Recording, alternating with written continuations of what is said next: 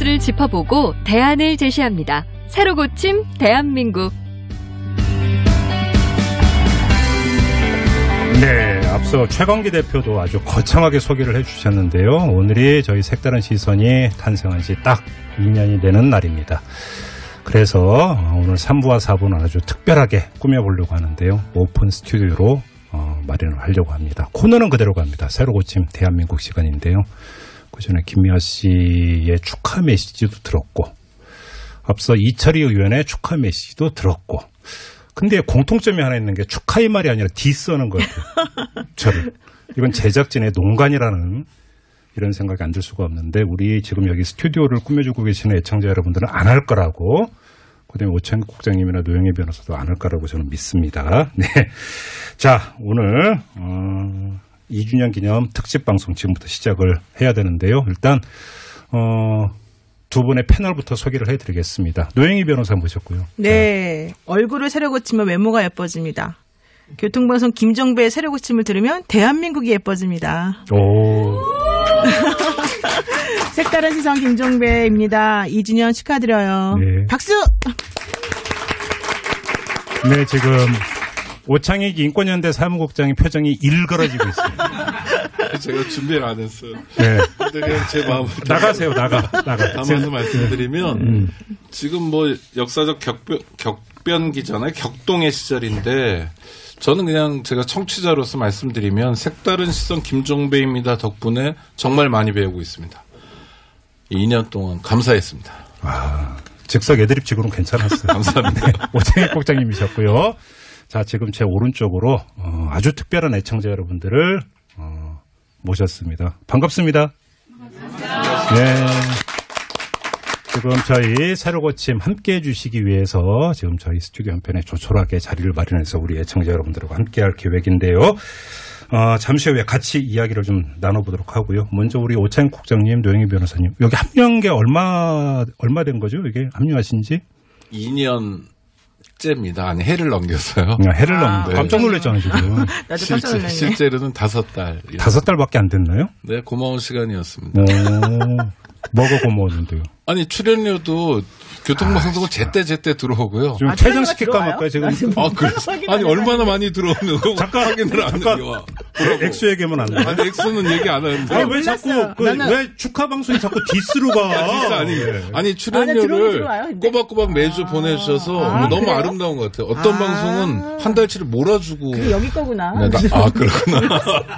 몰랐어요. 저분이 인권연대 사무국장이었습니다. 네.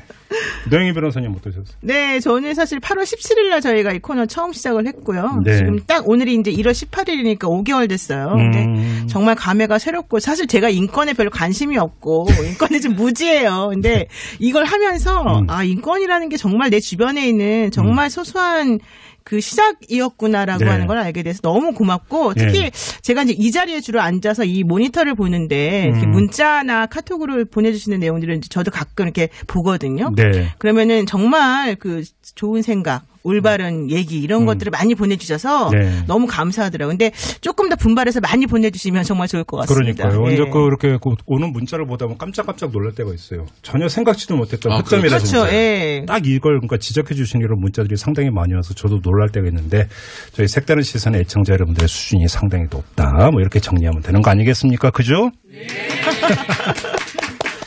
자, 지금 스튜디오에 와 계신 한 분하고 좀 인사 나눠봤으면 좋겠는데 어느 분? 네. 네, 안녕하세요. 네. 안녕하세요. 네. 자기소개 좀 해주세요. 네, 저는 대림동에 사는 진승이라고 합니다. 네, 매일 들으시는 거 맞죠? 네, 제가 퇴근길에 꼭 듣고 있습니다. 아, 그래. 퇴근길에? 네네. 예. 제가 일산으로 출근을 하고 있는데요. 저희 대림동에서? 사무실이. 네네. 그 자유로가 상당히 많이 밀립니다. 저녁 퇴근 시간에. 네. 그거를 지금 행복하게 여기고 있습니다. 그럼 2시간을 거의 다 들으시겠네. 네, 거의 다 듣죠. 아마 나선홍 씨, 김미아 씨네 프로 좀 끝나는 무렵부터 시작해서 다 듣고 있습니다. 조금 전에 이번에 그 축하 메시지 보내신 그 김미아 씨에게 그나마 조금은 도리를 지금 하고 있습니다, 우리. 예, 계속 말씀해 주세요. 아, 네, 그래서 정말 궁금했고요. 네. 실제로 나와서 뵈니까 더 날씬하시네요. 아, 그렇죠요? 네.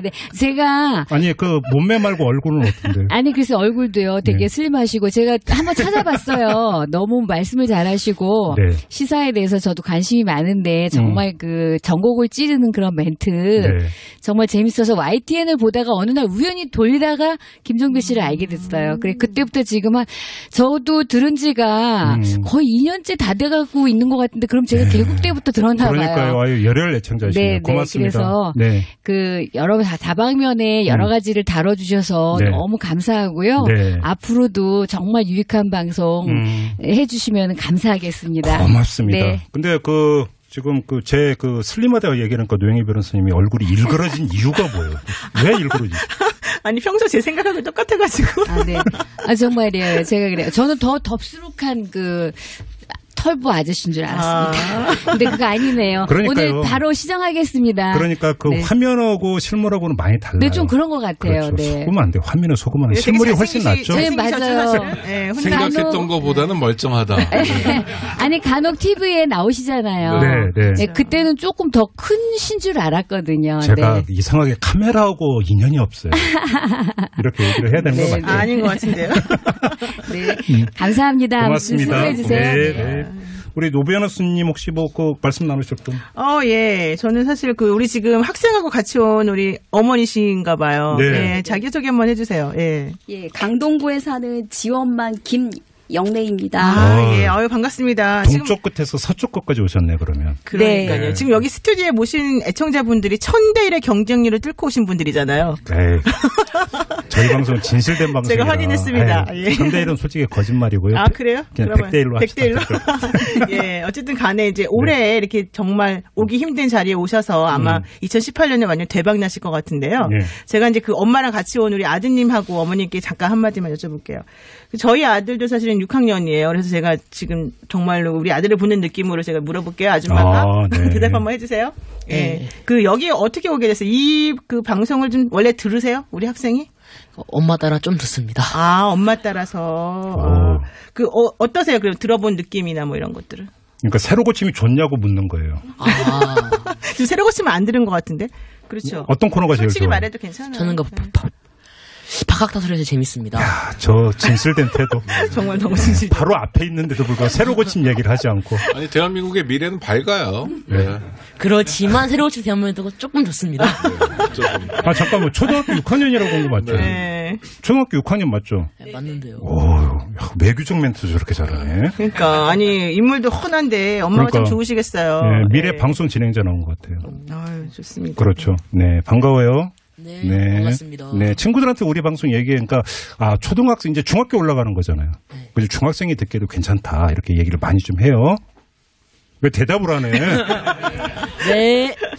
아니 친구들한테 자기 이렇게 소개 한번 해봐. 나 방송 나왔다 이런 거 한번 하면 좋잖아요. 그러니까. 얘들아 나 방송 나왔는데 좋을 것도 없고 나쁠 것도 없더라고. 어머. 오늘 분위기 왜 이래? 아니 정직한 대한민국의 미래 밝아요. 네, 근데 정말 예상치 못한 반응인데요. 그러니까요. 오늘 지금 뭔가 자리를 잘못 깔았다는 느낌이 계속 오고 있어요. 지금. 한 분만 더 만나보겠습니다. 어떤 분?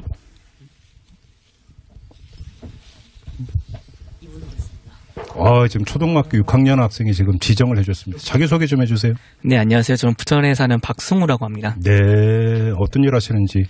작년까지 일을 하다가 지금은 쉬고 있고요. 뜻한 바 있으셔서 쉬고 계시고. 구직 중에 있습니다. 그러시구나. 오늘 주제가 최저임금인데 조금 더 하실 말씀이 많으실 것 같아요. 최저임금에 대해서 인상률 좀 생각도 많고요. 네. 그렇습니다. 알겠습니다. 그럼 좀 이따 마이크 다시 드릴게요. 네, 알겠습니다. 네.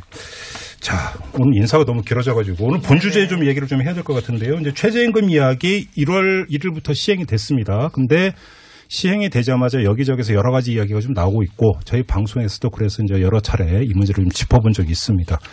사실 우리 두 패널이나 여기 앉아 계신 우리 애청자 여러분들 모두 최저임금의 취지나 방향에 대해서 반대하는 분들은 아무도 안 계시잖아요. 그렇죠. 반대하시는 분 계십니까? 올리면 안 된다는 분 계십니까? 없죠? 네. 없죠. 그러니까 이제 문제는 이제 실제 집행되는 과정에서의 어떤 세세한 부분들, 이른바 악마는 디테일이었다 이런 얘기를 하는데 아무튼 중간 평가는 이제 오창익 국장님 어떻게 평가를 하세요? 저는 그 전에 최저임금이 뭔가부터 확인했으면 좋겠는데 이게 헌법 32조에 나옵니다. 노동과 관련해서 국가의 책무를 두 가지를 정하고 있어요. 대한민국 헌법이. 네. 그러니까 전 적다고 생각하는데 하나는 뭐냐면 적정임금의 보장입니다. 적정임금이라는 건 최저임금보다 훨씬 높을 것 같잖아요. 일종의 우리 노동자들이 바라는 시민들이 바라는 뭐랄까 희망급여 같은 게 아마 적정임금인 것 같습니다. 문화생활도 할 수 있어야 되고 아이들도 키우고 노후도 네. 대비할 수 있는 그게 이제 하나 국가의 역할이고요. 또 하나가 적정임금 보장을 위한 하나의 도구 수단인데 최저임금제를 시행하라고 되어 있어요. 네. 그러니까 이건 국가가 해두고만 안 해두고만 일이 아니라 꼭 반드시 해야 될 헌법이 규정하는 국가의 책무입니다. 문제는 이제 뭐가 적정한가인데요. 그렇죠. 요번에 이제 시급이 좀 올랐습니다. 그래가지고 7,530원이 됐는데 뭐 언론에도 많이 나왔지만 7,530원이란 돈이 인상폭이 16%로 커가지고 크게 느껴지지만 이걸 한 달 내내 모으니까 157만 원 정도거든요. 한 달 내내 한 달에 209시간 노동을 기준으로 하는데 네. 157만 원 가지고 한 사람이 이를테면 살 수 있느냐 제대로 하면 좀 의아한 거죠. 그래서 여전히 최저임금은 좀 앞으로 훨씬 더 많이 나가야 된다는 거고 네. 지금 정부에서도 한 1만 원까지는 좀 상당히 인상해야 되지 않냐 뭐 이런 방침을 갖고 있는 것 같고요. 근데 뭐 애둘러 가지 말고 오창익 인권연대 사무국장님이 살림을 맡고 있는 인권연대는 어떻습니까? 저희는 최저임금보다 조금 더 드립니다. 네. 오, 그래요? 네. 그래서 저렇게 자신있게 말씀하셨구나. 아니, 올해부터, 네. 노영희 변호사님께 여쭤봐야 될 것 같은데, 이제 온갖 꼼수가 판치고 있다라는 어떤 보도가 계속 잇따르지 않았습니까? 네. 그 점은 어떻게 보세요? 사실은 이제 그게 그 꼼수가 판치게 될 수밖에 없는 이유도 있다. 이런 얘기도 있어요. 왜냐하면은 인프라가 제대로 구축이 안 돼 있는 상황에서 네. 돈만 올려놓으면 우리는 네. 어쩌란 말이냐. 정말 뭐 아예 그냥 안 하는 게 낫고 안 할 수는 없으니까 네. 사람을 쓰지를 못한다 이제 이런 얘기를 많이 하실 수밖에 없거든요. 그래서 네. 저는 그 부분에 대해서는 우리가 분명히 경청해야 된다라고 또 생각을 해요. 근데 예를 들면 이제 이런 거죠. 내가 알바생이라고 하면 최저임금 인상을 주장해야 되는 거고 또 내가 정말로 그 소상공인으로서 영세하게 가게 같은 걸 운영하는 분이라고 한다면 최저임금 인상하지 말자 이걸 사실 외칠 수밖에 없는 거 아니겠습니까?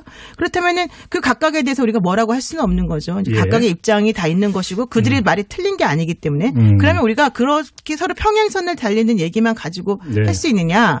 아니죠. 그럴 때 오히려 두 분이 손을 잡고 임대료를 받는 임대인에게 임대료 깎아주세요라고 말할 수가 있는 거죠. 그러니까 평행선이 있다고 생각하지 마시고 평행한 가운데에 새롭게 뭔가 좀 해결할 수 있는 방안이 있다라는 쪽에 좀 초점을 맞추어 나가고 약자 연대를 구축해야 된다. 그렇죠. 여기에 이제 정부라던가 아니면 지금 이제 실질적으로 어떤 그런 부가 편중되어 있는 곳에 계시는 분들이 예. 조금 나눠주는 방식으로 해서 뭔가를 좀 해결하는 그런 방식으로 나가는 게 맞지 않을까. 그런데 그런 분들이 나눠준다고 기대하세요? 솔직히 이제 아직까지는 그게 정착이 안 됐는데 저는 그래도 우리나라 대한민국을 믿습니다. 왜냐하면 우리나라 대한민국 사람들이 각박한 것 같지만 또 한편으로는 어떤 게 옳은 건지 어떤 게 옳지 않은 건지 다 알거든요. 그러니까요. 그렇기 때문에 지금은 초창기이고 지금은 아직은 처음이기 때문에 여러 가지 힘들지만은 저는 이런 제도가 정착되어가고 이게 당연한 거다라고 하는 인식이 쌓이면 당연히 좋게 해결이 될 거라고 보고요. 아주 그냥 극단적인 예 중에 하나가 어떤 아파트에서는 경비원들에게 조금 최저임금 올려줘야 되니까 전원 해고했다는 얘기가 나오지만 또 다른 아파트 단지에서는 우리가 900원 더 인상해줄게라고 하면서 사실은 그분들 전부 다 아우르지 않았습니까? 그러니까 그런 것들을 생각해 본다면 우리가 그런 방향으로 나아가면 된다. 그리고 상대방의 말을 잘 듣고 이해를 하고 우리가 해결책을 찾으면 된다. 이걸 말씀드리고 싶어요. 부작용도 만만치 않은데요. 저희 사무실이 동국대학교 근처에 있습니다. 네. 구내식당이 값이 싸서 가끔 가는데. 동국대학교 구내식당? 네. 학생도 아닌데 왜 가요? 아니, 학생 아니어도 지역 주민도 환영합니다. 않아요? 거기 시내인데? 임대료 같은 그래도 게 대학이어서요. 좀 싸요. 동국대학교 협동조합이 해서 좀 쌉니다. 그런데 지난주에 갔더니 청소 노동자들이 집회를 하고 계시더라고요. 사연인즉 네. 최저임금이 오르게 되니까 대학 당국에서 그 돈을 올려주기 싫다는 거예요. 그래서 청소 노동자들 중엔 연세 많이 드신 분들이 많은데 동국대학교 네. 마침 올해 정년을 하시는 분이 8분이에요. 8분이 나가셨잖아요. 예. 그 자리에 새로 채용을 안 하는 겁니다. 그러니까 사실상의 인원 감축을 그렇게 일종의 잔머리로 하는 거고요. 총 인건비 지급액을 동결해버리는 네, 거죠. 그렇죠. 예. 그리고 그 8자리를 근로장학생으로 충당하는 거예요. 이게 여러 학교들. 그러니까 근로장학생은 그 학교에서 알바를 하는 학생들이잖아요. 그렇죠. 노 변호사님 말씀하신 것처럼 그야말로 을과 을의 싸움을 붙이는 거예요. 그런데 천만다행 정말 대한민국의 미래가 밝은 게 동국대학교 총학생회나 뭐 동국대학교 학생들은 이런 걸 거부하는 겁니다. 그러니까 학교에서 그러면 안 된다 하고 또 하나는 뭐 동국대학교 알고 계신 것처럼 불교 대학이고 그렇죠. 숭실대학교는 기독교 대학인데 이런 대학들이 이제 최저임금 인상을 통해서 이런 꼼수를 부리고 있고요. 네. 근데 대학이라는 곳이 사실은 교수가 없어도 굴러갔죠.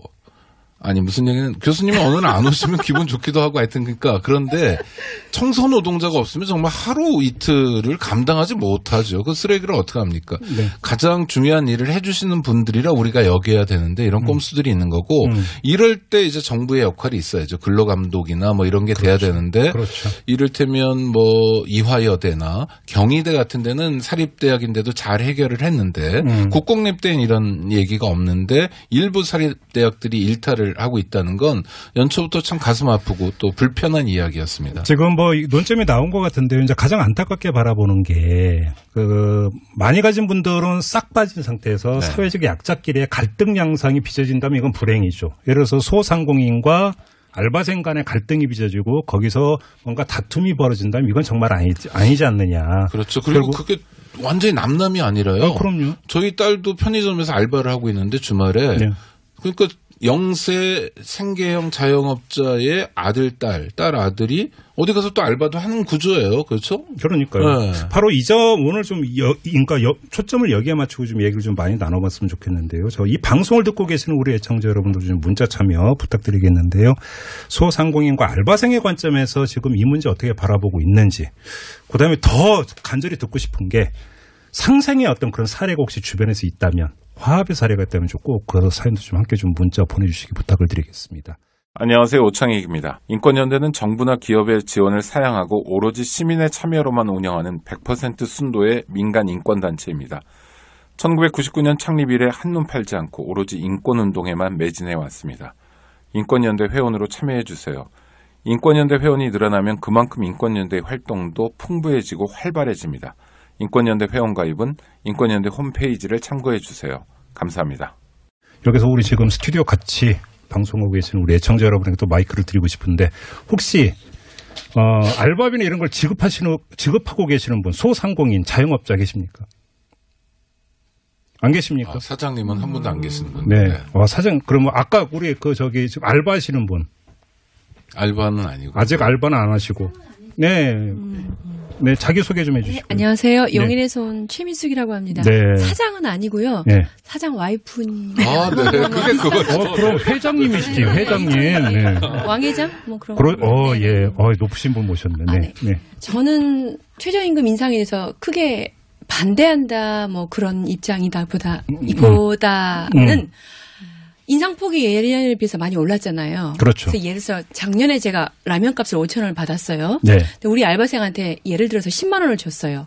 올해 18년 들어서 라면 값을 인상폭만큼 올릴 수가 없어요. 그렇겠죠. 예, 그러면 그 로스된 부분은 어디서? 나라에서 물론 10인 이하의 뭐 근로자라든가 뭐 서브가 있다고 하긴 하지만 지원해 준다고 하잖아요. 예. 그렇지만 그게 실질적으로 내 호주머니에 들어와서 플러스 마이너스 채우기까지는 오 변호사님 말씀하신 대로 아직 인프라가 구축되어 있지 않다고요. 당장은 작년에 10만 원 주던 거를 제가 12, 3만 원을 우리 아이란 아르바이트 하는 학생한테 줘야 되기 때문에 근데 손실에서 일단 1분기에는 마이너스가 나기 때문에 작년에 비해서 그렇다고 임대료 주인한테 알바비가 올렸으니 임대료를 깎아주십시오. 그럼 임대 사업자 하시는 분은 뭐라 하시냐면 나도 은행에서 빚내서 한다. 그렇지. 은행이자 올랐노라. 너는 그건 어떻게 보상해 줄 거니. 이렇게 서로 이렇게 을과 을의 싸움이라 하시지만 모두가 다 을이라고 미치기 때문에 서로 플러스 마이너스가 잘 되지 않는 상황입니다. 어떻게 풀어야 된다고 보세요, 그러면? 명쾌한 답은 없다고 생각하는데요. 거긴 뭐 여기서 답이 있으면 지금 저희가 여기서 토론할 이유도 없죠. 네. 사실은. 일례로 2명 알바 쓰던 것을 최저 저희 식구들을 쓰면서 저희는 인건비를 아예 기계를 드렸습니다. 기계. 그냥 이렇게 오더하는 기계 있잖아요. 요즘 식당 가니까 그 기계로 주문하는 네, 경우가 그러면 선생님 손님들이 불편을 겪습니다. 왜냐하면 저희가 서빙해 주던 걸 하지 않고 나하고 예를 들어서 주방장으로 들어가서 하기 때문에 네.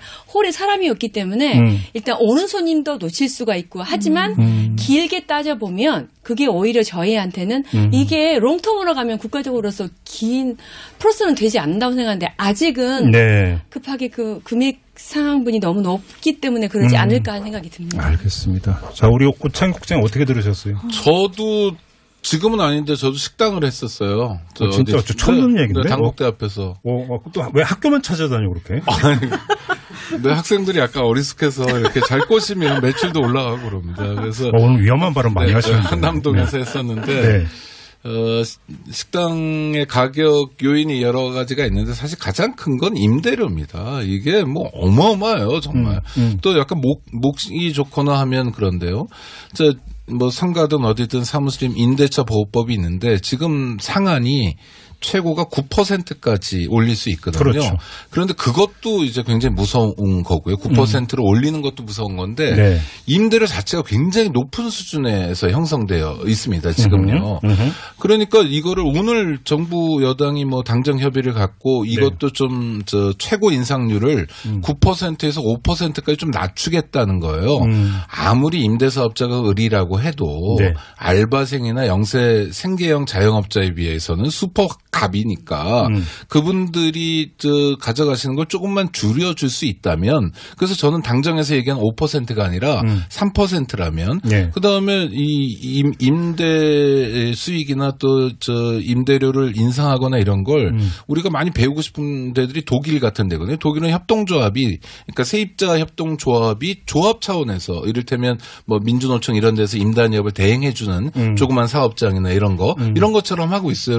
상당히 안정적으로 서로가 관리가 되고 네. 임대료 때문에 장사 못하겠다 고통받는다 이런 건 없는데 이거 하나 해야 되고 또 오늘 그 당정 발표 중에 전 주목한 게 신용카드 수수료입니다. 신용카드 회사는 갑 중에 갑이죠. 뭐 임대인 저리 가라 할 정도로 어마어마한 수익인데 네. 이를테면 2,000원짜리 김밥을 하나 사면서 요새 학생들은요. 그 신용카드로 써요. 그리고 참 신기한 게 문화의 변화일 텐데 예전에 5명이 2,000원짜리 김밥 하나 먹으면 5명이 돈을 합해가지고 10,000원짜리를 이렇게 냈는데 요새는 2,000원씩 다 계산하는 거 아닙니까? 맞아요. 그렇게 그러면 이게 수수료가 이제 정액으로 하지 말고 낮은 금액의 카드 수수료는 좀 금액을 낮추자. 이런 게 오늘 좀 발표가 됐는데 이걸 좀 더 전면적으로 가면 좋겠다. 그러면 예를 들어서 카드 수수료를 좀 낮춰가지고 조그만 김밥 가게에서 연간 오늘 당정협의회에서 240만 원 정도 액수를 얘기하는데 네. 뭐 240만 원 또는 그 이상을 줄일 수 있다면 알바비 줄 수 있죠. 정말 기분 좋게 줄 수 있어요. 자, 노영희 변호사님은 법률 전문가이신데 상가 임대차 보호법을 좀 손을 대가지고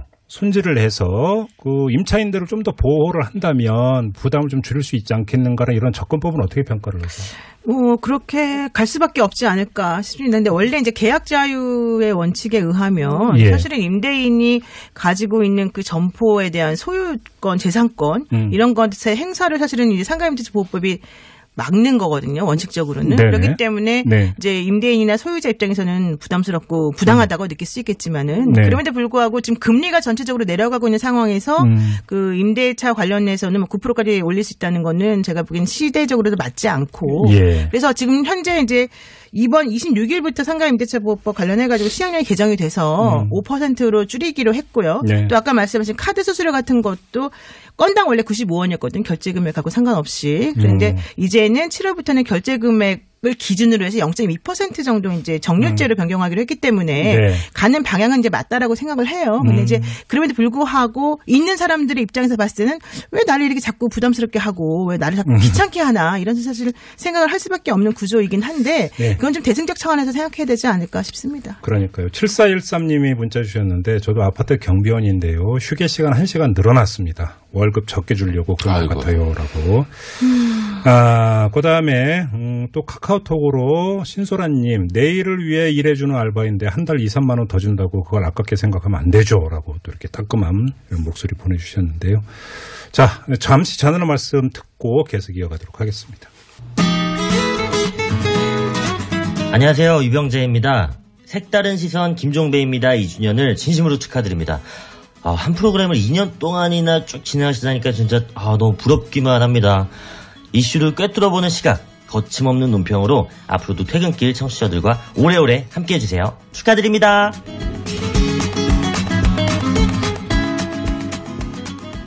네, 오늘 아무래도 분위기가 좀 이상해요. 왜냐하면 지금 유병재 씨도 2년이나 했다고 지금 강조를 하는 것은 생각보다 오래 했다는 얘기잖아요. 지금. 그렇죠. 그런 얘기잖아요. 기대하고 다르다는 거죠. 없이. 그러니까.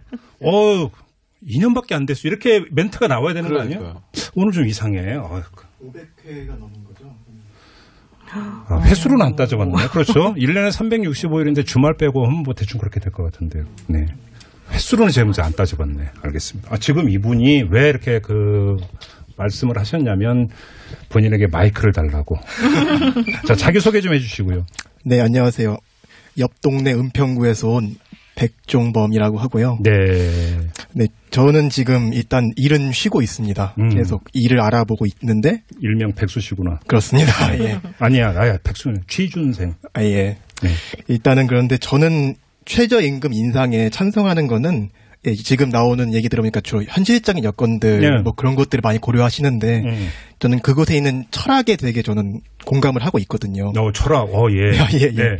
그러니까 그러니까 그 고민은 간단한 것 같아요. 일을 하면은 그것에 마땅한 대우를 받아야 된다라는 그러한 철학이 담겨 있어가지고 근데 다양한 방식으로 사실 일을 하면 얼만큼 받아야 되는가에 대해서 다양한 산출 방식이 있을 것 같아요. 네. 어디선 기본급이 있을 테고, 어디서는 뭐 기본소득이라고 뭐 미리 주어지는 그런 것도 있을 테고. 근데 최저시급 같은 경우에 제가 되게 좋아하는 거는 되게 너무 간단한 거예요. 일반 사람들이 알기 너무 쉬운 거죠. 그러니까 내가 어느 곳에 있든 간에 시간으로 제가 계산하기 되게 편하잖아요. 한 달 혹은 일주일 정도 계산을 해가지고 내가 몇 시간 노동시간을 했으면은 나는 얼만큼의 노동을 했구나라는 거를 즉각적으로 계산할 수 있고 알 수 있다는 거죠. 그렇죠. 그 점에 있어가지고 계산도 되게 편하고 개인 스스로가 내가 이렇게 노동시간을 했는데 그만큼의 대우를 받고 있는가 하는 기준 자체를 세울 수 있다고 봐요. 그래요. 물론 다양한 변수라든 그런 게 있을 거예요. 그쪽 내부에 있는 어떤 업무라든지 그런 거 있어가지고. 하지만은 본인 스스로가 내 스스로가 이게 정당한 대우를 받고 있는가 하는 산출 방식으로서 최저시급을 이용하는 거는 되게 의미 있다고 봅니다. 알겠습니다. 최저시급 그 자체도 중요하고 이제 그게 얼마냐가 지금 중요한 거니까 그 얘기를 또 강조를 해주신 것 같고 지금 계속 저하고 시선을 안 맞추시는 분이 한 분이 계십니다. 자기 시킬까봐 그런 것 같아요. 이인규님. 왜 이렇게 시선을 안 맞추고 딴 데 보고 계세요? 아니, 보고 있었습니다. 그래요? 최저임금 어떻게 생각하세요? 네, 일단 저는 지금 30대 직장인이고요. 네. 결혼은 했고 맞벌이에 지금 아이가 없는 직장인입니다. 주제를 저출산으로 바꿔볼까요?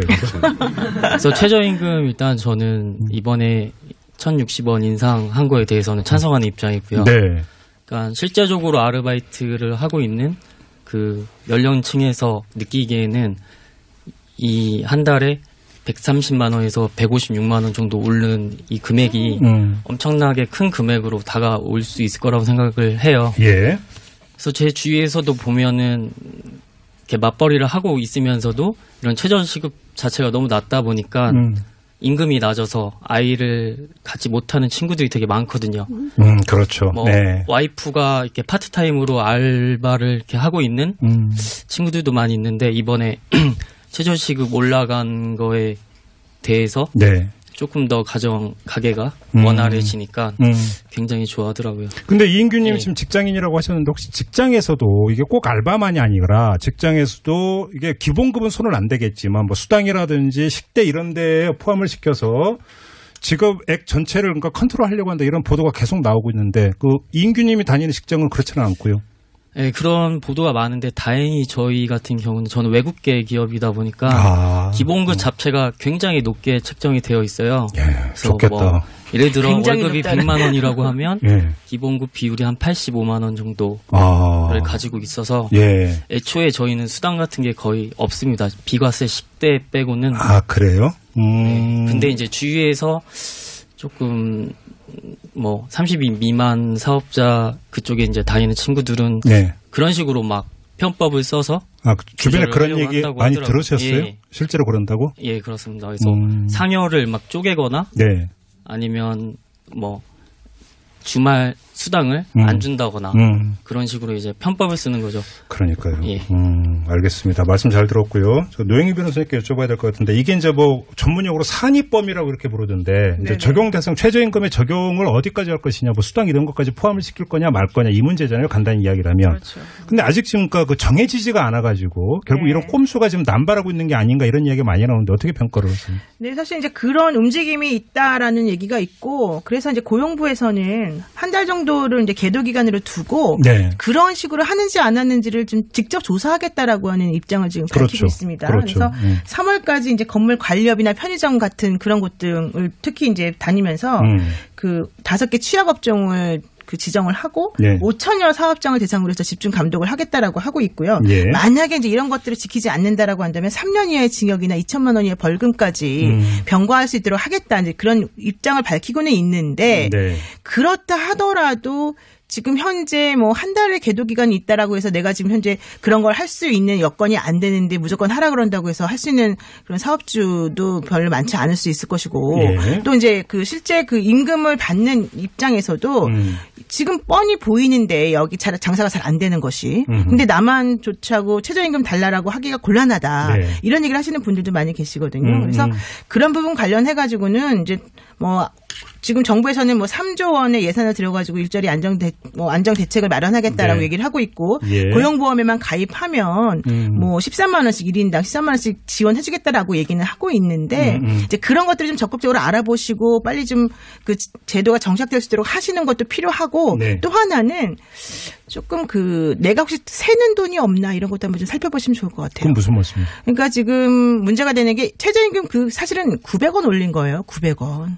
그러니까 2017년에 비해서 2018년에 900원 올린 거 가지고 당장 우리가 먹고 살 게 없어지거나 아르바이트 하던 사람을 그만두게 하거나 이래야 되는 거냐.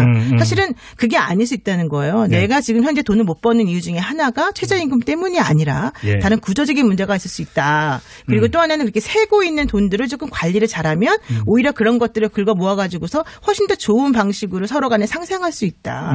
이런 식의 지금 새로운 사고방식을 우리가 가져야 되는 게 아니냐.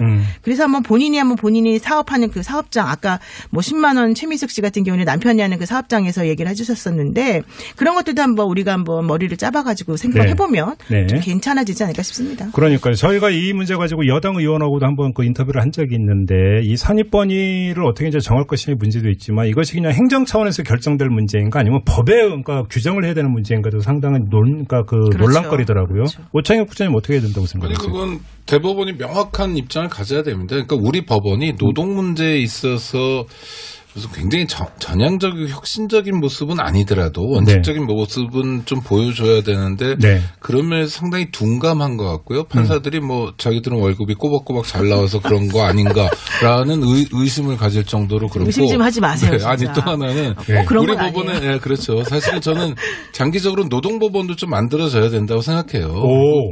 왜냐하면 우리가 사실 일하면서 먹고 사는 거잖아요. 굉장히 중요한 문제인데 우리 사회에서 도대체 내 월급이 얼마냐라는 기준조차 정확히 정하지 못하고 있다.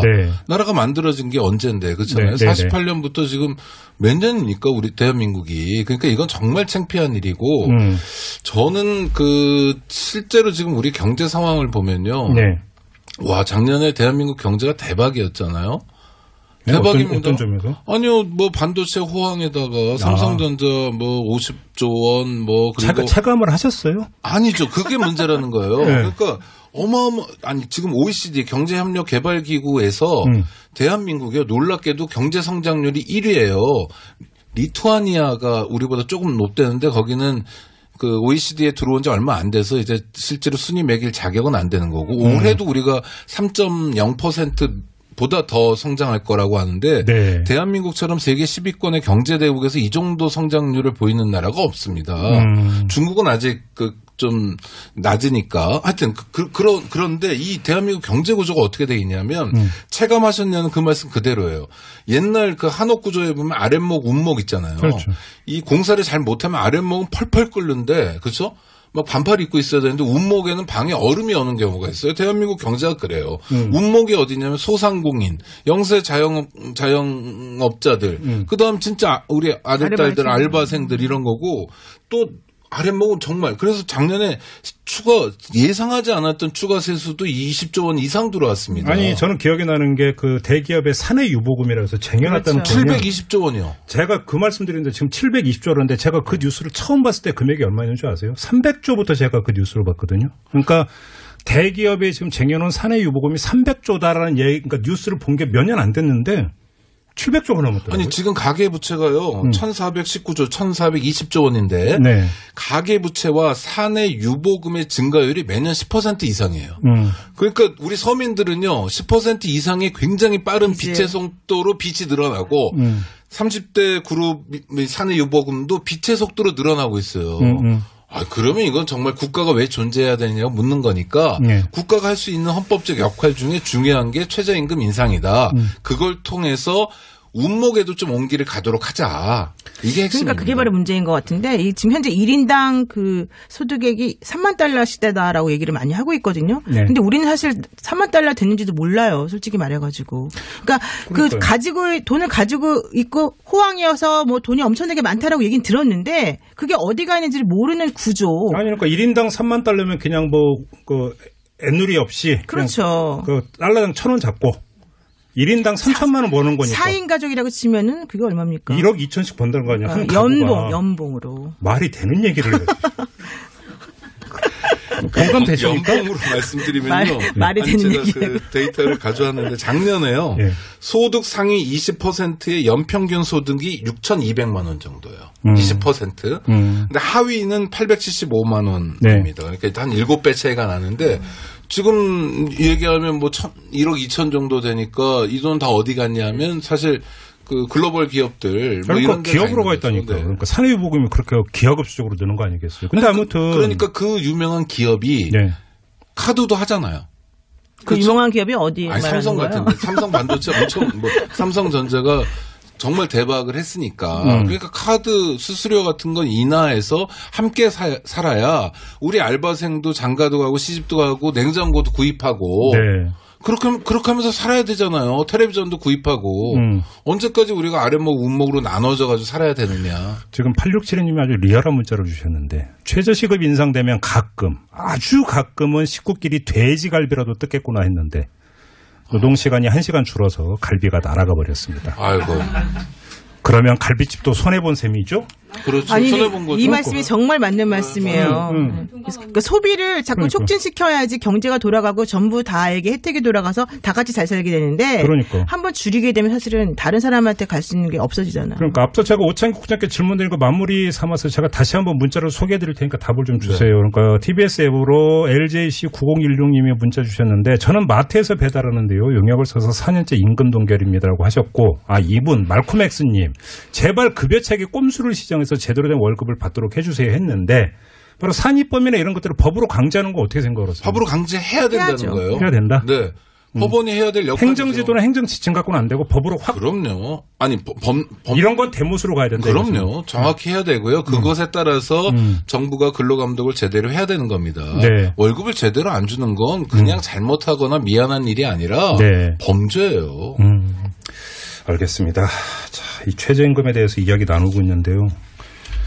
오창익 국장님 열변을 토했죠, 그렇죠? 아니 왜냐하면 제가 왜 5개월 동안에 새로 고침 색다른 시선 김종배입니다 출연료 말씀부터 드렸냐면 저희 집도 외식을 좀 하거든요. 이제 출연료를 매주 보내주셔가지고 진짜 보통 사람들은 최저임금보다 높아. 높죠. 근데 높죠. 근데 우리 전문적 그러니까. 예를 들어 10만 원 더 벌면 그건 반드시 그 10만 원을 시장에다 다 내다 쓰고 있어요. 우리는. 그게 소득주도 성장률의 일환인 거죠. 그래서 최저임금 인상 굉장히 대한민국 경제에서 중요한 대목입니다. 아니 그러니까 그 노인분들에게 기초연금 주면 그 노인분들이 그럼 그거 갖고 해외여행 가냐 국내에서 쓰지.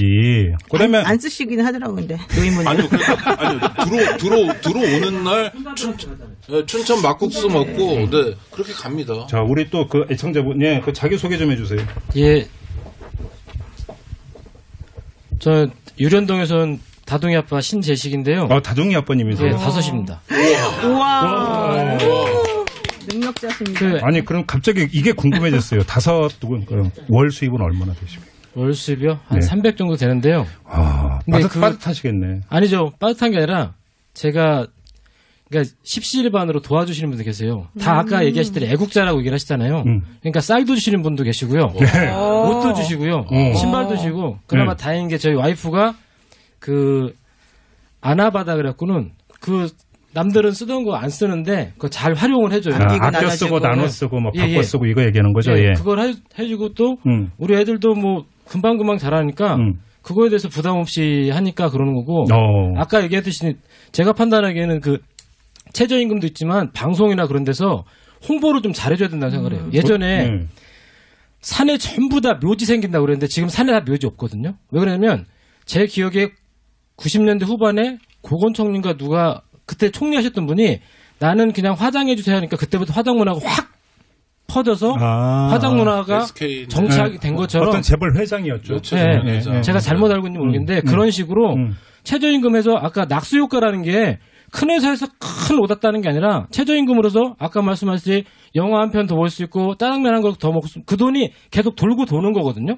국내에서 도는 거고 제가 아는 부분에서는 일본이 1억 만들기를 유지하려고 하는 이유 중에 하나가 내수 경기를 1억이 되면 70% 그러니까 수출해서 돈을 버는 게 아니라 내수에 의해서 돌아간다고 얘기를 들었어요. 그게 똑같은 게 최저임금 그만큼 그 돈 갖다가 어디 간다? 아까 얘기하셨는데 뭐 어르신들이 안 쓴다? 그 돈 다 모아서 어디로 가는지 아세요? 그런 얘기 있지 않습니까? 엄마의 정보력, 아빠의 무관심, 할아버지의 경제력. 그 경제력이 거기서 나오는 경제력입니다. 그 모아서. 그 돈 다 손자들 쓰고 저희 아버님도 조금의 그 연금을 받으시는데 그 돈 100% 저희 애들이 다 쓰거든요. 그러니까. 근데 할아버지는 행복해 하세요. 그게 낙수 효과고 그게 아마도 돌고 도는 건데 그렇게 유지할 수 있도록 하는 게 좋을 거라는 바로 그 최저임금 인상의 취지가 바로 거기에 있는 것 아니겠습니까? 제가 맞습니다. 시골을 한번 갔다가 이야기를 들었는데요. 그러니까 기초연금이 나오는 날 어르신들이 통장을 가지고 농협을 가신대요. 근데 당신의 비밀번호를 아는 어르신이 거의 없대요. 그래서 농협창고에 여직원이 다 알고 계시대요. 왜냐하면 통장 뒤에 조그맣게 적어놔서. 그래서 할아버지 얼마 찾아드릴까요? 그럼 10,000원, 20,000원 찾아가지고 그날 장이 선대. 손자들한테? 아니, 장이 선대. 장이 서요?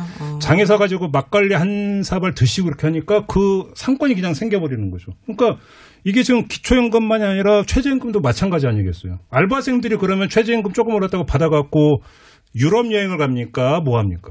아니지 않습니까? 그렇죠. 그리고 이건데 이렇게 본다면 이게 결국은 선순환 구조를 형성할 수 있지 않는가 이게 이제 취지인 것 같은데 문제는 산통이라고 과정에서 이게 속도가 좀 빠르다 보니까 여러 가지 좀 이제 그 이야기가 나오고 있는 것이 아닌가. 실제로 그 산통이 있는 것도 있는데 산통이 있는 것처럼 과장하고 부추기는 세력이 있어요. 어둠의 세력 옛날 박홍시모님 말씀하신 아니 조선일보 같은 데가 실제로 그런 역할을 합니다. 계속 뭐라 그러냐면 최저임금에 대해서 부정적인 기사를 양산해요. 그래서 싸움을 붙이는 겁니다. 자영업자하고 알바생하고. 근데 뭐 우리 색다른 시선 김종배입니다를 들으시는 청취자들은 안목도 있으시고 관점이 있으시니까 정확히 보실 텐데 그런데 또 넘어가는 사람들도 많고 그래서 이상한 정치쟁점이 된 것 같아요. 최저임금 문제. 저는 그건 못마땅하다고 생각합니다. 알겠습니다. 아무튼 기본 관점에 대해서는 지금 이야기를 나누다 보니까 좀 이제 통일이 된 것 같은데 요번에 좀 바꿔가지고 우리 아직 그 마이크 앉아보는 김태훈님 우리 그 두 패널 중에 한 분을 이렇게 지금 궁금한 거 있으시면 좀 질문 좀 해주실래요? 저 인천에서 온 김태훈이라고 합니다. 네. 임 변호사님께 네네. 질문을 좀 드립니다. 그 얘기 계속 나오는 얘기 중에서 꼼수라는 표현이 굉장히 많이 나오는데요. 그 뭐 언론에서라든지 미디어에서 저희가 이제 자주 요즘 종종 접하는데 실제로 좀 전에도 말씀하셨지만 뭐 상여금을 내린다든지 아니면 각종 수당 그다음에 뭐 어떤 휴게 시간을 늘린다든지 해서 실제 지급하는 액을 이제 낮추는 이제 그런 경우가 종종 왕왕 있다고 하는데 실제로 이제 개인이 회사에 그런 불이익을 당했을 때는 참 대처하기가 쉽지가 않거든요. 그럴 때 어떻게 좀 대처하는 게 가장 효율적일까 그 부분 하고요. 그리고 그 법적으로 보호를 받는다고 해도 그 이후에 어떤 보복이라든지 아니면 더 큰 피해를 입을까 그런 걱정을 많이 하거든요.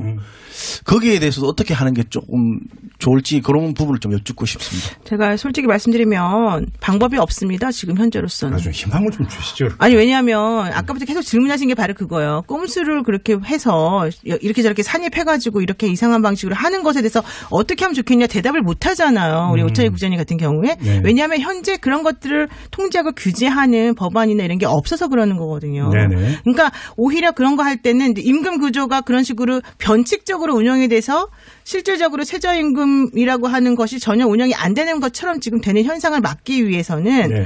그 피용자가 나 그런 식의 제안에 동의할 수 없습니다라고 말을 해야 되는 건데 그렇게 하면 어떻게 됩니까? 너 그럼 그만둬라 이렇게 된단 말이에요. 내일부터 안 나오셔도 그러니까 현실적으로는 그렇게 할 수가 없어서 만약 이분이 고용노동청 같은 데 가가지고 이렇게 하고 있습니다라고 얘기를 하게 되면 그럼 거기서는 뭐라고 해야 돼요? 이거 이런 규칙이나 이런 법에 어긋나니까 하시면 안 됩니다라고 말을 해줘야 되잖아요. 네. 근데 지금 현재로서는 그거를 규제할 수 있는 방법이 없다는 거예요. 그래서 그런 것들을 미리 지금부터라도 서로 얘기를 해가지고 아까 말씀하신 것처럼 산입 범위 같은 것들을 제한하고 이런 식으로 전용하면 안 된다라고 하는 기준을 마련하고 그래야 된다라고 지금 계속해서 주장을 하고 계시는 거고 그런 쪽으로 가야 된다는 게 맞는 말이고 네. 또 하나는 그런 식으로 만약에 해가지고 부당하게 해고가 된다거나 부당하게 나가야 된다는 얘기를 듣게 되거나 부당한 대우를 받는다면 사실은 그거는 법적으로 따지면 언제든지 피용자 이 아르바이트 하는 사람들이 이길 수밖에 없는 구조이지만 네. 또 여러분들 아시다시피 그걸 어떻게 법적으로 하시겠습니까? 그거 하려면은 법률구조공단 가거나 뭐하거나 해가지고 해야 되는데 그게 더 힘들고 그럼 못한단 말이에요. 그래서 그런 것들조차도 누군가가 도와주지 않으면 할 수 없는 구조이고 또 금액이 너무 작고 아이 치사하고 뭐 안 입겁다 그러면서 이제 안 해버리고 이제 이런 구조가 있기 때문에 안 하는 건데 그 부분에 있어서는 제가 봤을 때는 지금 우리가 계속해서 동의하는 것처럼 이거를 만들어야 돼요. 기준을 만들어야 돼요. 알겠습니다. 지금 우리 오창희 국장님께도 답변을 할 수 있는 기회를 드릴까 했더니 시간이 없네요. 짧게 얘기하면 프랜차이즈 문제도 있고 또 하나는 요새 꼼수해서 생각나는 건데 임대료 말고 관리비를 굉장히 많이 높게 받는 건물들이 많아요. 알겠습니다. 그런 것도 고쳐 나가야 됩니다. 네. 자, 아직 우리 옆에 계신 분 이제 좀 마무리를 해야 될 것 같은데요. 벌써 시간이 다 돼가지고 뭐 질문 이런 게 아니고요. 오늘 이렇게 참가하신 소감 한 말씀 좀 부탁드릴게요. 자기소개 좀 부탁드리고요. 네, 안녕하십니까. 인천에서 온 유상곤입니다. 네. 오늘 방송에 참여하고 여러 말씀 많이 들어서 참 좋은데요. 아까 말씀하셨던 부분 중에 제가 특별히 좀 의문점을 갖고 개선이 됐으면 하고 생각하는 부분에 대해서 한 가지 네. 말씀을 드리겠습니다. 뭐 지금 대기업이 산하의 유보금이 굉장히 많다는데 그 유보금은 어디서 왔을까요?